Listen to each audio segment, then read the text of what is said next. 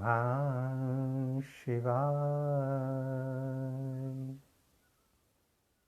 आइए प्रिय आत्मन मित्रों, सभी मिलकर सर्वप्रथम अपने अपने इष्ट देव भगवान और गुरुदेव की शरण में चलें और उन्हें प्रणाम करके अपने भीतर के समस्त बंद द्वार खोल लें, उनसे आशीर्वाद प्राप्त करें।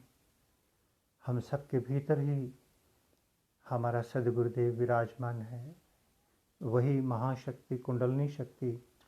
आइए उस महाशक्ति सद्गुरुदेव कुंडलनी शक्ति की शरण में चलें, उन्हें प्रणाम करके प्रार्थना करें, आशीर्वाद प्राप्त करें। आइए प्रार्थना में उतरें।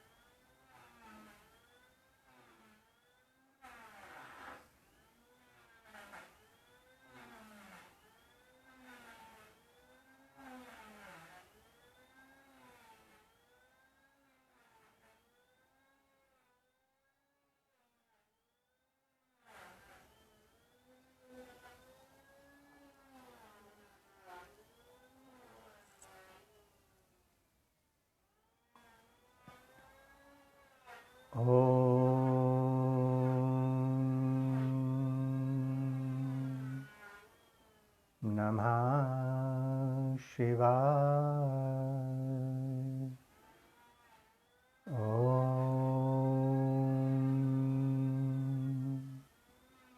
नमः शिवाय। ॐ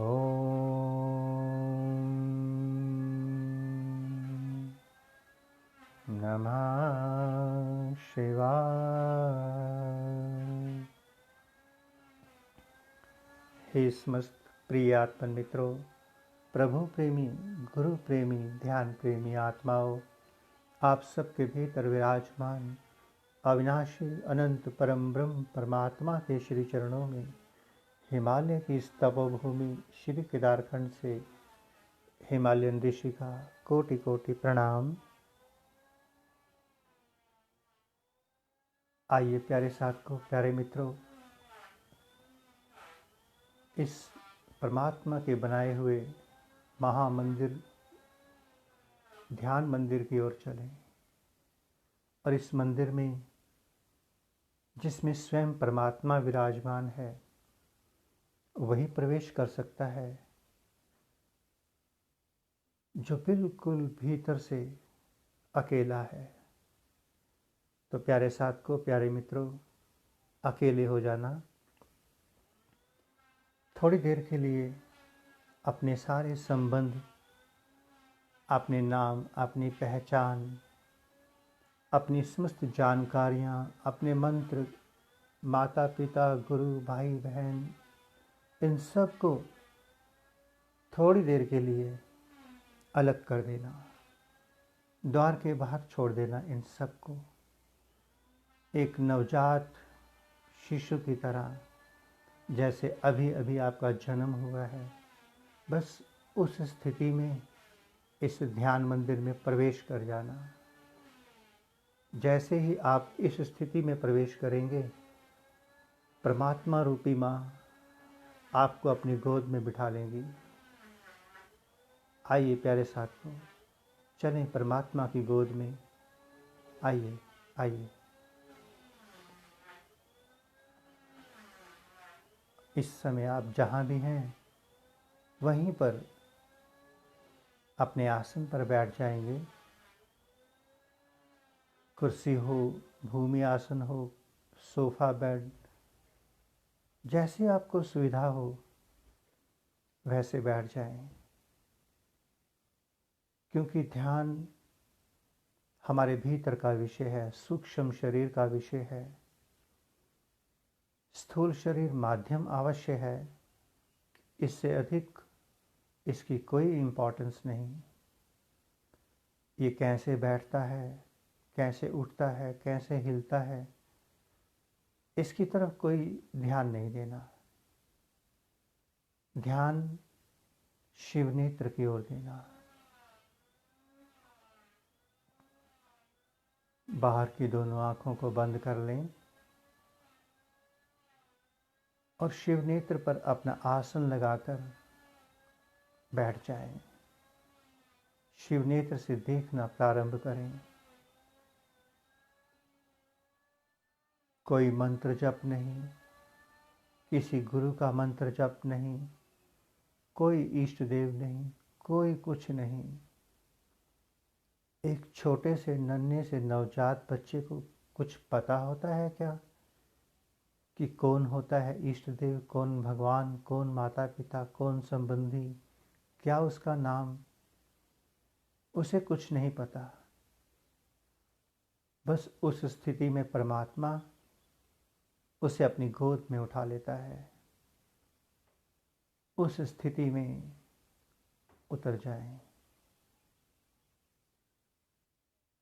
जैसे ही हम शिव नेत्र से देखने लगते हैं, एक ऑटोमेटिक स्विच ऑन हो जाता है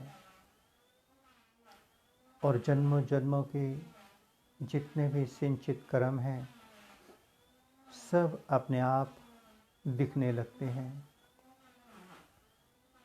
इस जन्म में हमने क्या क्या संसार इकट्ठा किया, कितनी किताबें, कितने मंत्र, ज्ञान, लेक्चर, संबंध, ईर्ष्या, द्वेष, जो भी हमने इकट्ठा किया सब दिखने लग जाता है जैसे ही हम ध्यान में बैठते हैं। ध्यान प्रकाश है, ध्यान के बिना अंधकार है। दिन भर घूमते रहना, कुछ भी दिक्कत नहीं आएगी, कोई परेशानी नहीं आएगी। जैसे ही अंधकार में प्रकाश पैदा होता है, परेशानी उस समय शुरू हो जाती है।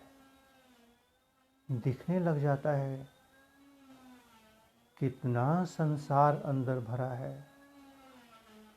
उस समय कष्ट होता है, इतना डर्टी हो गया अंतःकरण अनजाने में। कोई बात नहीं, जो हुआ सो हुआ। अब ध्यान रूपी तेज से, ध्यान की अग्नि से अपने आप सब भस्म होगा। आप देखते चले जाएं।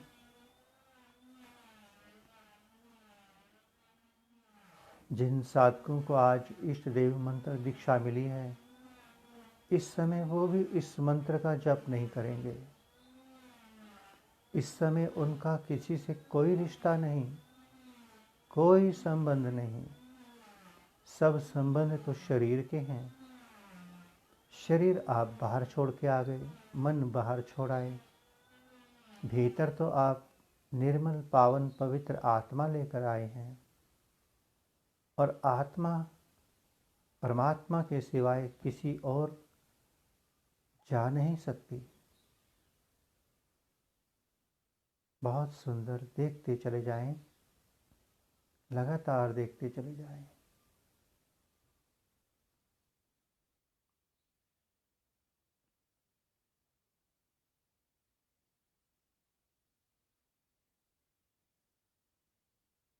इस समय आप सीधा सीधा हिमालय की ऊर्जा से जुड़ गए हैं,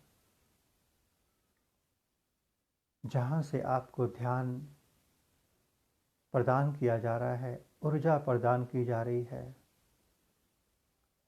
वह हिमालय है। हिमालय से सारी वाइब्रेशन, सारी ऊर्जा एक माध्यम बनकर, हमें ईश्वर माध्यम बनाकर आप तक पहुंचा रहा है। आप सब बड़े भाग्यशाली हैं। इस हिमालय की ऊर्जा में स्नान करते चलें। पूर्ण तेज से भरी हुई है हिमालय की ऊर्जा, जिसमें कोई प्रयास ही नहीं करना पड़ता। बिना प्रयास के ही प्रसाद उतरने लगता है। देखते चले जाएं लगातार। बहुत सुंदर, देखते चले जाएं।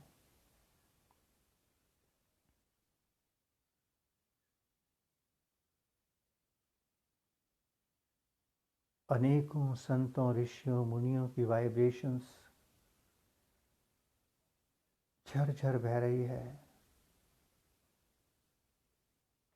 और आप तक पहुंच रही है। इस ऊर्जा में बहते चले जाएं।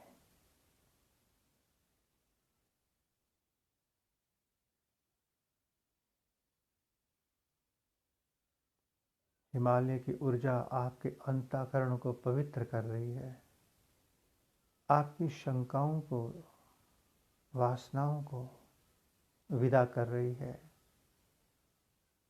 आपके भीतर संकीर्णता को दूर कर रही है। हिमालय के तेज से आपके भीतर जमा हुए सब संसार, संस्कार, विकार अपने आप भस्म हो रहे हैं, बिना किसी प्रयास के। आप कुंदन होते जा रहे हैं, निखरते चले जा रहे हैं। चमत्कार है हिमालय की ऊर्जा का, हिमालय के ऋषियों मुनियों का, जो आज तक हमें प्राप्त नहीं हुआ वो आज प्राप्त हो रहा है। हिमालय के ऋषियों मुनियों की कृपा, उनका आशीर्वाद, उनकी वाइब्रेशंस हमें प्राप्त हो रही है। हमारा अंतःकरण पवित्र होता जा रहा है। बहुत सुंदर, बहुत सुंदर। ये मन कहीं जाए, जाने देना, मन की कोई परवाह नहीं करना। पहली बात, मन को तो आप बाहर छोड़ आए हैं। मन चक्कर काट रहा है मंदिर के चारों ओर कि साधक मुझे याद तो करे। उसे याद नहीं करना, घूमने दो उसे बाहर। दिन भर उसने हमें बहुत नचाया, कभी किसी ईर्ष्या में, कभी किसी वासना में, कभी किसी कपट लोभ में। बहुत उलझाया इस मन ने। बहुत अच्छा किया आपने इस मन को बाहर छोड़ दिया। बहुत अच्छा किया। आप शिव नेत्र से जुड़े रहें, देखते चले जाएं भीतर। परमात्मा की अपार कृपा हम सब पर बरस रही है, देखते चले जाएं।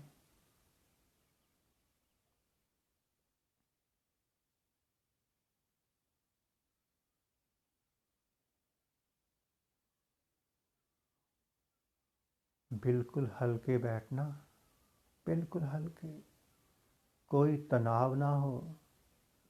संकल्प नहीं करके बैठना कि मुझे कमर सीधी रखनी है, गर्दन सीधी रखनी है। एक नवजात बच्चा कहाँ बैठ सकता है? वो कमर सीधी कहाँ रख सकता है?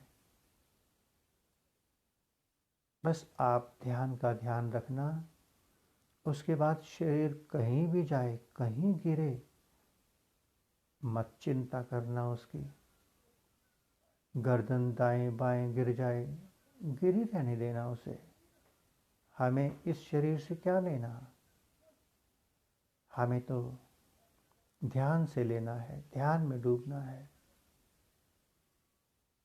थोड़ा थोड़ा ध्यान गहरा होगा, शरीर अपने आप साथ छोड़ देगा, अपने आप। देखते चले जाएं, लगातार देखते चले जाएं।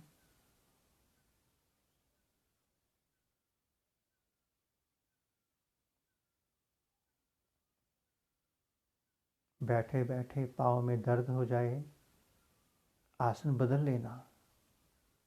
कोई ध्यान भंग नहीं होगा, कुछ नहीं होगा। आधे घंटे के ध्यान में 10 बार 20 बार आसन बदल लेना, कोई बात नहीं, कुछ नहीं होगा। बस शिव नेत्र से जुड़े रहना। शरीर हमारा विषय नहीं है। यदि शरीर में दर्द हो गया और हम हट करके बैठे रहे तो चेतना शिव नेत्र से उतरकर उस दर्द की ओर आ जाएगी, फिर ध्यान टूट जाएगा।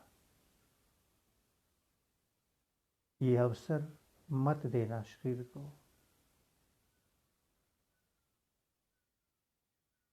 देखते चले जाएं लगातार। बहुत सुंदर।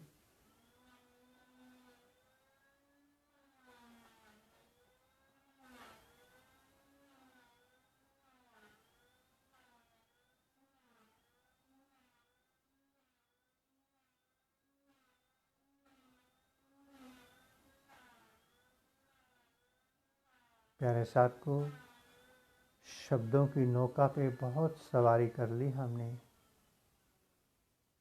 थोड़ा सा मौन की नौका में भी बैठा जाए। तो अब हम थोड़ी देर के लिए अपनी वाणी को विराम देंगे और मौन की ऊर्जा में आप सबसे जुड़े रहेंगे। साक्षी दृष्टा होकर आप देखते चले जाना। अब हम मौन के द्वारा आपसे जुड़ते हैं।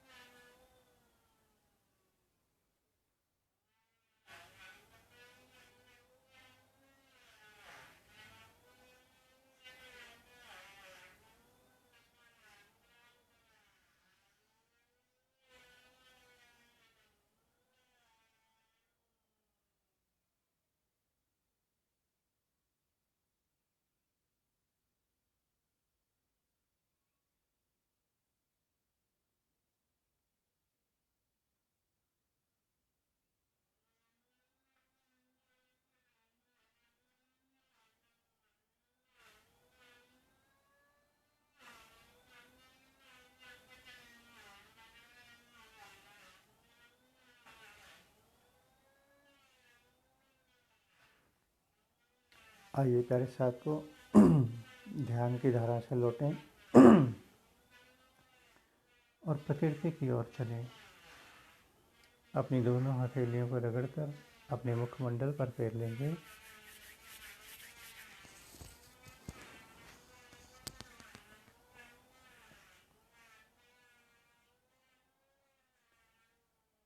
परम ब्रह्म परमात्मा ने हम सबको इस हिमालय की ऊर्जा में अपने चरणों में बिठाया।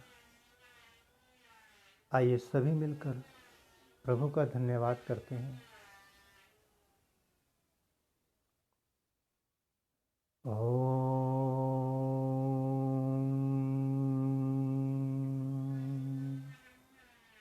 नमः शिवाय। ओम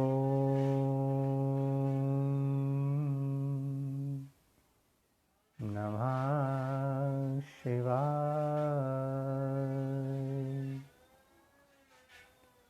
ओम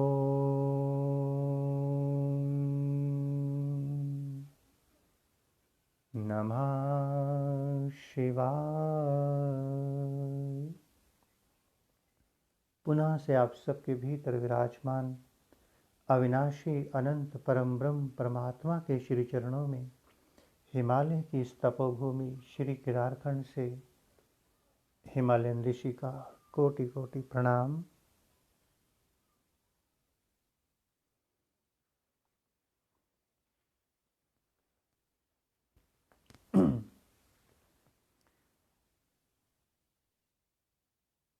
प्यारे मित्रगणों, प्यारे साथों,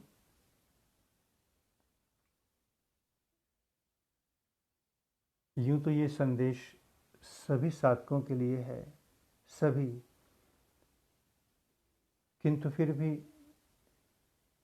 जिन्होंने आज विशेष अपनी यात्रा को परमात्मा की ओर मोड़ा है, उनके लिए एक यूं समझ लीजिए ये आज्ञा है या प्रार्थना है, ये उनका अपना भाव। प्यारे साथों, जब हम इस प्रकृति से कुछ लेते हैं तो हमें कुछ रिटर्न करना पड़ता है। उसके बिना हम पूर्ण नहीं होते। इसी प्रकार से आप सब साधकों ने आज हमें एक पथ प्रदर्शक, एक गुरु के रूप में धारण किया है। और जिस साधक को गुरु के ऋण से उऋण होना हो, कागज से तो उऋण नहीं हो सकते या कोई सम्मान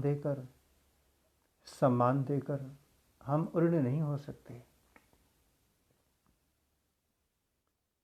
केवल एक ही माध्यम है उऋण होने का। जो गुरु ने आपको शक्ति दी है, जो बीज आपको दिया है, आप उस बीज को वृक्ष बना दें और वह वृक्ष इतना घना हो जाए, बहुत लोगों को उसके नीचे बैठकर आनंद प्राप्त हो। अनेकों अनेकों को उसकी छाया प्राप्त हो, अनेकों को उसके फल प्राप्त हों। जब कोई साधक, कोई शिष्य अपने गुरु से भी आगे निकल जाता है, गुरु दक्षिणा से उऋण हो जाता है। तो मेरे प्यारे मित्रों, संसार की दृष्टि में कहने को गुरु शिष्य का नाता है, वास्तव में तो हम सभी आपस में मित्र हैं, मित्र। और हम सब का गुरु परमात्मा ही है। परमात्मा से कम कोई गुरु कैसे हो सकता है?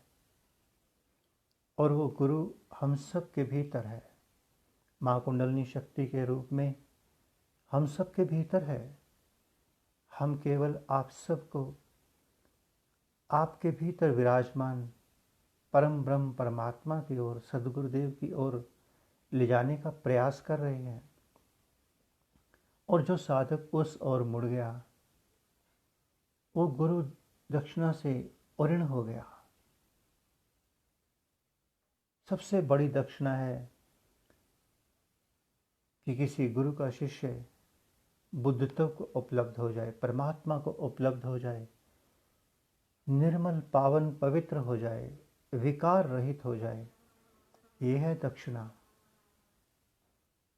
और शेष आप जो अर्पण करते हैं किसी भी स्वरूप में, वो आपकी भेंट, वो आपकी श्रद्धा, वो आपके भाव, वो शिरोधार्य है। किंतु हमें असली आनंद और प्रसन्नता तो उस पल होगी जब हमारे मित्र हमारे मुकुट में लगे हुए मणियों की तरह प्रकाश फैलाएंगे। उनका प्रकाश दूर दूर तक जाएगा, अंधकार मिटेगा। यही है गुरु दक्षिणा। तो प्यारे मित्रगणों, प्यारे साधकों, आपकी यात्रा परमात्मा की ओर बढ़ जाए, गति बढ़ जाए, यही हमारी प्रार्थना है। और जिस साधक को जीवन में कभी भी कोई दिक्कत आ रही हो, क्योंकि हमने पहले कहा कि हमारा आपस में एक मित्रता का नाता बना है। मित्रता में कोई ऊंच नीच, कोई छोटा बड़ा कुछ भी नहीं होता, कोई पर्दा नहीं होता, कोई प्रोटोकॉल भी नहीं होता। इसलिए आपको जब भी कोई जिज्ञासा पैदा हो, कोई प्रश्न, कोई शंका, तुरंत समाधान लेना। हो सकता है कि हम उस समय आपका समाधान ना कर पाएं, हम अपनी मस्ती में हों, ध्यान में हों, या कुछ भी किसी कार्य में। किंतु अगर आपने मैसेज छोड़ दिया तो आपको रिवर्स कॉल भी आएगी, आपका जवाब भी आएगा। यदि आपका प्रश्न अपने स्वयं से रिलेटेड होगा, अगर किताबी प्रश्न होगा, ज्ञान विज्ञान से भरा हुआ प्रश्न होगा, शास्त्रों पर आधारित होगा, कथा कहानियों पर, इतिहास पर होगा, तो हम उसका उत्तर नहीं देंगे। उन सब चीज़ों के लिए परमात्मा ने अनेकों व्यवस्थाएं कर रखी हैं। आप उन जगहों पर जाना, उन जगहों पर जाकर अपनी उस प्यास को तृप्त कर लेना जो आप चाहते हैं। किंतु हमारे पास केवल अंतस किताब का विषय है। अंतस, जिस किताब के हम स्वयं निर्माता हैं, जो जिस किताब में हमारा अपना ज्ञान है, अपनी पूंजी है, उधार का कुछ भी नहीं है। ऐसा आपकी कोई जिज्ञासा हो, ऐसा कोई प्रश्न हो, शंका हो, तो आप अपने मित्र से निसंकोच कभी भी पूछ सकते हैं। किंतु सांसारिक, हाँ, एक बात का जरूर ध्यान रखना, गुरु के साथ हमारा जब रिश्ता बनता है, केवल इसलिए बनता है कि हमारा आत्मा और परमात्मा का मिलन हो सके, योग घटित हो सके। ना कि हम गुरु के साथ, गुरुदेव हमारी फैक्ट्री बंद है, समथिंग इस तरह का नहीं। प्यारे मित्रों, गुरु के साथ सांसारिक, संसार तो आपका प्रारब्ध है, जो आप करके आए हैं, मिलना ही मिलना है। भगवान बुद्ध ने कई जन्मों तपस्या की, दान पुण्य किए, निस्संदेह उन्हें राजा की पदवी तो मिलनी ही थी, राजकुमार तो उन्हें होना ही था, कौन रोक सकता है। तो जो आज दरिद्र नारायण सब अपने, तो प्यारे मित्रों, संसार से संबंधित कोई प्रश्न नहीं करना, वो आपका है, प्रारब्ध है। जैसा बीज के आए हैं उसमें परमात्मा भी दखल अंदाजी नहीं करता। जैसा भाग्य आप लेकर आए हैं वो आपको वैसा ही मिलना है। एक छोटा सा उदाहरण आपको दे देते हैं, छोटा सा उदाहरण है तो शास्त्रों पर आधारित, किंतु आपको समझ आ जाएगा कि हमें संसार का प्रश्न गुरुदेव से क्यों नहीं करना चाहिए। बड़े ध्यान से समझ लीजिएगा इस प्रश्न को। जब माँ सिया की, सीता माता की शादी हो रही थी, तो उनके पिताश्री उन्होंने भगवान श्री राम से कहा, जनक जी ने कहा, क्योंकि जनक त्रिकालदर्शी थे,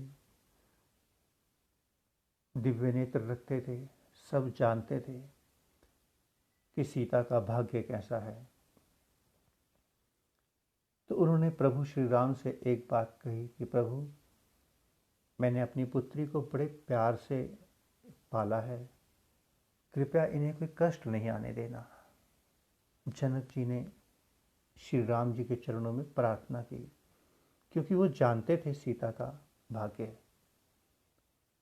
राम तो फिर परमात्मा है, त्रिकालदर्शी हैं। भगवान श्री राम ने एक सुंदर सा उत्तर दिया। उन्होंने कहा कि मैं वचन देता हूं, मैं कष्ट नहीं दूंगा। कितनी सुंदर बात कही, मैं कष्ट नहीं दूंगा। और यदि इनके भाग्य में कष्ट लिखा होगा तो मैं किसी के भाग्य से छेड़खानी भी नहीं करता, क्योंकि कर्म हर इंसान के अपने अपने हैं, उसे ही काटने पड़ेंगे। जिसने भी पंचभौतिक देह धारण की है, वो कोई भी हो, साधु संत महात्मा भगवान, कोई भी जो जैसे कर्म करके आया है उसे उस कर्मों का भुगतान तो करना ही पड़ेगा। तो माँ सिया के बारे में आप सब जानते ही हैं। प्रभु ने कहा मैं इसके भाग्य से कोई छेड़खानी नहीं करूँगा, किंतु मैं अपनी ओर से कोई कष्ट नहीं दूंगा। अगर भाग्य में कष्ट लिखा होगा, ये तो नहीं कहा कि भाग्य में कष्ट लिखा होगा, यही कहा कि मैं भाग्य से कभी छेड़खानी नहीं करता। तो प्यारे साथ को, प्यारे मित्रों, आप सबके भाग्य में क्या लिखा है ये आप जानते हैं, आप लिखवा कर लाए हैं। तो प्रकृति किसी के भाग्य में कुछ छेड़खानी नहीं करती, उसकी व्यवस्था बिगड़ जाएगी। जितने भी संत होते हैं जो भीतर से जागृत हैं, जो भगवान हो गए हैं वो साक्षी दृष्टा हो जाते हैं। साक्षी, आपके सुख के, आपके दुख के साक्षी हो जाते हैं। कुछ नहीं करते। उनके कुछ करने का मतलब है कि परमात्मा को ये दिखाना कि हे परमात्मा, देख तू तो कुछ कर नहीं सका, मैं करके दिखाता हूँ। तो कोई भी भीतर से जागा हुआ संत महात्मा परमात्मा से ऊपर जाने की सोच ही नहीं सकता। वो तो परमात्मा की चरणों की धूल है, परमात्मा के अनुसार जीता है वो। तो इसलिए प्यारे साथ को, प्यारे मित्रों, आपके कर्म जैसे भी आप करके आए हैं उसका आपको हंसते हंसते भुगतान करना है। और नए कर्म पैदा ना हो, नए कर्मों का संसार खड़ा ना हो, इसके लिए आपके साथ गुरु खड़ा होता है, जो आपको जगाता है। जैसे हम आपसे बार बार कह रहे हैं कि भीतर तभी प्रवेश करना जब आप सबको बाहर छोड़ दें। हमने एक नियम बनाया, हमारा नियम नहीं है, सनातन नियम है। आप जानते हैं, एक बीज को बड़े प्यार से ज़मीन में बीजिए, या अनमने मन से, या यूं ही प्यारे साथ, तो वो बीज फलित होगा, अवश्य होगा। इसलिए आप जीवन में आप सत्य बोलते हैं या असत्य, छल करते हैं, कपट या धोखा या झूठ, जाने में या अनजाने में, इस प्रकृति को इस बात से कोई लेना देना नहीं कि आप अपने भाग्य का निर्माण कैसे कर रहे हैं। आप अपने भाग्य का निर्माण कर रहे हैं, प्रारब्ध का भुगतान करना ही पड़ेगा। एक छोटा बच्चा अग्नि में हाथ डाल दे, पहले भी बताया था, अग्नि को इस बात से कोई लेना देना नहीं कि ये नवजात शिशु है, इसे पता नहीं है, इसका हाथ नहीं जलाना। अग्नि अपना कर्म कर देगी, जो भी उसमें हाथ डालेगा, जाने या अनजाने में, अग्नि उसको रिजल्ट देगी। आप रात्रि के समय या दिन के समय जा रहे हैं, कांच पर पांव आ जाएगा अनजाने में। कांच को इस बात से कोई लेना देना नहीं, ना परमात्मा को ना प्रकृति को। कांच पे पांव आएगा तो पांव कट जाएगा। तो प्यारे मित्रों, प्यारे साथियों, गुरु से जुड़ने का ये नहीं कि गुरु दीक्षा ले ली, गुरु से जुड़ गए, काम खत्म हो गया। गुरु का काम है आपको जगाते रहना, जगाते रहना। ऐसे कर्म नहीं करना कि प्रारब्ध ना सुधर पाए। आप जुड़े हैं तो आपका प्रारब्ध सुधरना चाहिए। आप मुझे धन देते चले जाएं, बहुत सुंदर। धन किसको अप्रिय लगता है? आने वाले कल में 10-20 करोड़, 10-20 अरब हो जाएं, बहुत सुंदर। क्या आप बता सकते हैं, क्या जब मुझे भूख लगेगी, क्या कागज़ की रोटी बनाकर खाई जा सकती है? क्या 2000 के नोटों को ग्राइंड करके उसका आटा बनाकर रोटी खाई जा सकती है? रोटी तो प्यारे मित्रों अनाज की ही बना के खाई जाएगी। जिस साधक को ये समझ आ गई कि धन निर्वाह के लिए चाहिए, वो जाग गया। हम भी तो कह सकते हैं, दीक्षा की इतनी दक्षिणा अन्यथा नहीं मिलेगी। क्या होगा? बहुत सुंदर एक बैंक बैलेंस तैयार हो जाएगा, बहुत बड़ा आश्रम बन जाएगा, लग्जरी। सोने के लिए कितना चाहिए होगा मुझे, आप सब जानते हैं। तो जैसे जैसे आपकी होश जागनी शुरू होती है, जैसे ही आप जागृत संत के साथ जुड़ते हैं, आपकी होश जागने लगती है, आप रुकने लगते हैं। क्योंकि जब तक अंधेरा है तभी तक यहाँ वहाँ हाथ मारते हैं, प्रकाश होते ही जो चाहिए उसी पे हाथ जाता है। तो प्यारे मित्रगणों, जैसे जैसे आप इस बीज को सींचते चले जाएंगे, ध्यान से, मंत्र से, सेवा से, आप देखना आपके भीतर एक ट्रांसफॉर्मेशन आने लगेगी, अपने आप बदलावट आएगी, अवश्य आएगी। आपको एक बात समझ आ जाएगी कि जब मेरा खर्च 100 रुपये है तो 1000 के लिए अपनी सांसें क्यों बर्बाद करूं? निस्संदेह हम परिवार में रहते हैं, हमें कुछ पूंजी जमा करके रखनी पड़ती है, सुख और दुख के लिए होनी चाहिए। हम भी रखते हैं, हम साधु संत होते हुए भी अपने पास 4 पैसे रखते हैं। कोई आ जाए, कहीं जाना पड़ जाए, कोई सुख कोई दुख, कुछ खरीदना हो, हम भी रखते हैं। किंतु इतनी होश भी रखते हैं कि 10 को 20 बनाने के चक्कर में अपनी अमूल्य सांसें नहीं बेचते, कभी नहीं बेचते। हम ये नहीं कहते आप मत कमाइए, कमाइए, धन कमाइए।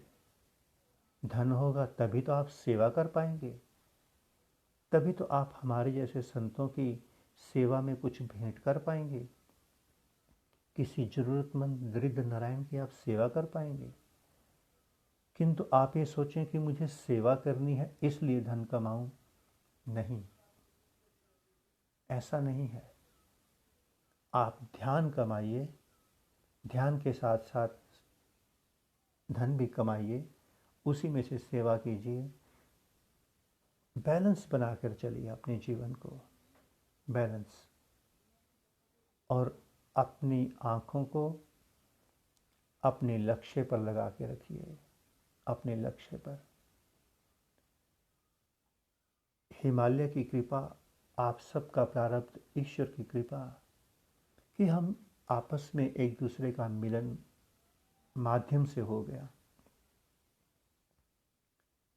इस माध्यम के विदा होने पर ऐसा भी हो सकता है कि इससे कई करोड़ गुना सुंदर माध्यम आपको मिल जाए।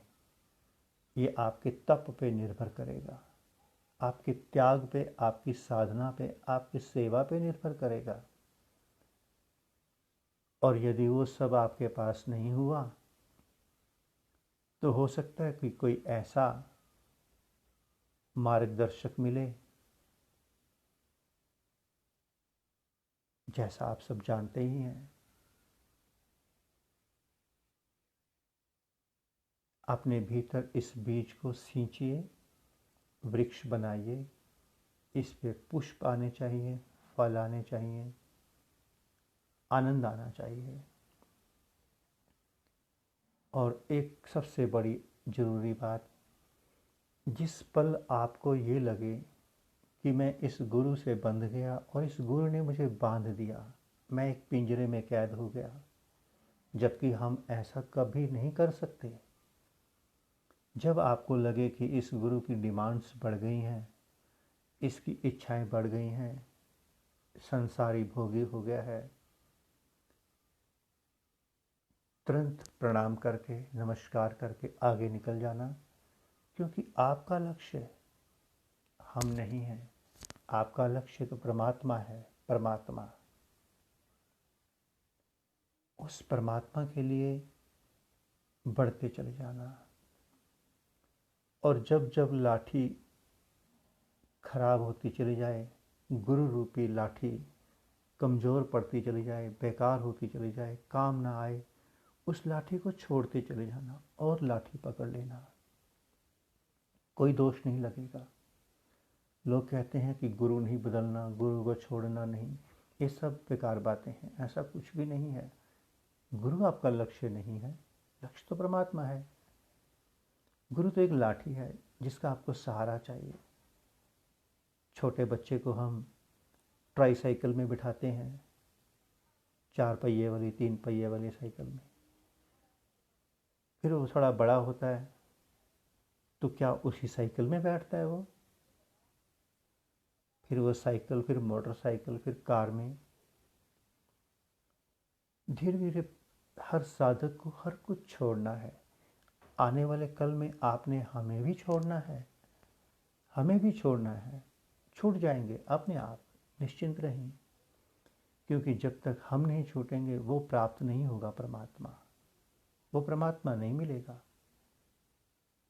इसलिए आप जितनी जल्दी हो सके इस माध्यम का सदुपयोग करते हुए अपने भीतर मुड़ के चले जाएं, अपने भीतर के सदगुरुदेव की ओर, अपने परमात्मा की ओर, अपने ध्यान की ओर मुड़ते चले जाएं। बहुत जल्दी भीतर मुड़ जाना, बहुत जल्दी, यही कहेंगे। और यथासंभव सेवा साधना बना के रखिए। ओम नमः शिवाय, ओम नमः शिवाय, ओम नमः शिवाय। संपूर्ण ब्रह्मांड में विराजमान, संपूर्ण हिमालयास में विराजमान समस्त देवी देवताओं, समस्त ऋषियों, मुनियों, गुरुजनों, संत महापुरुषों की ओर से आप सबको शुभ आशीष, शुभ मंगल कामना। ओम सर्वे भवन्तु सुखिना, सर्वे सन्तु निरामया, सर्वे भद्राणि पश्यन्तु, माँ कश्चित् दुख भाग भवेत्। ओम शांति शांति शांति। आइए संध्या के समय एक बार आपको हिमालय दर्शन कराया जाए। आइए।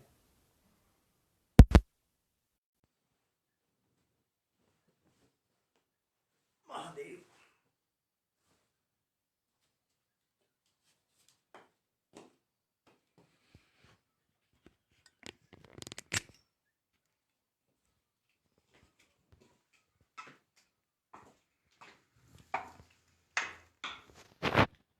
ओम नमः शिवाय। हरि ओम नमः शिवाय। ओम नमः शिवाय। हरि ओम नमः शिवाय। ओम नमः शिवाय। हरि ओम नमः शिवाय। ओम नमः शिवाय। हरि ओम नमः शिवाय। ओम नमः शिवाय।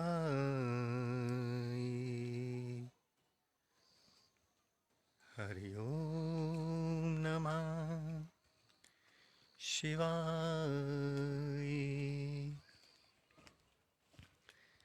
अच्छा प्यारे मित्रों, मिलते हैं रात्रि में। बस थोड़ा समय ही तो रह गया, उसके बाद 12 बजे मिलेंगे, बैठेंगे सभी मिलकर गहन ध्यान में, खूब डुबकी लगाएंगे ध्यान में, परमात्मा के चरणों में उतरेंगे सभी मिलकर। ओम नमः शिवाय।